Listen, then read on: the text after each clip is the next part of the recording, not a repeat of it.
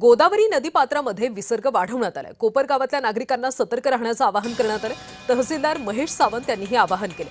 नाशिक इथल्या धरणांच्या पाणलोट क्षेत्रात गेल्या 2 दिवसांपासून संततधार सुरू आहे। पावसामुळे धरणाच्या पाणी पातळीत मोठी वाढ झाली। पाण्याचा विसर्ग गोदावरी नदीपात्रात वाढवण्यात आलाय, त्यामुळे नदीकाठच्या गावांना प्रशासनानं आता सतर्कतेचा इशारा दिला।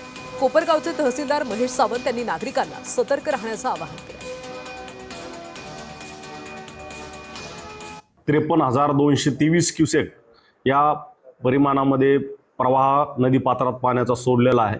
त्यामुळे नदीकाठच्या सर्व गावांना, सर्व नागरिकांना आमचं प्रशासनाचं आवाहन राहील की या कालावधीमध्ये नदीपात्रामध्ये आपण कुणी जाऊ नये। पाण्याचा प्रवाह आणि त्याची गती ही जास्त असल्यामुळे जीवितहानी, वित्तहानी होऊ शकते। त्यामुळे कोणी आपले वाहनं, कोणी आपले जनावरं नदीच्या पात्रामध्ये नेऊ नयेत। त्या व्यतिरिक्त कोणी बघ्याची गर्दी पण नदीपात्रामध्ये किंवा आजूबाजूला करू नये।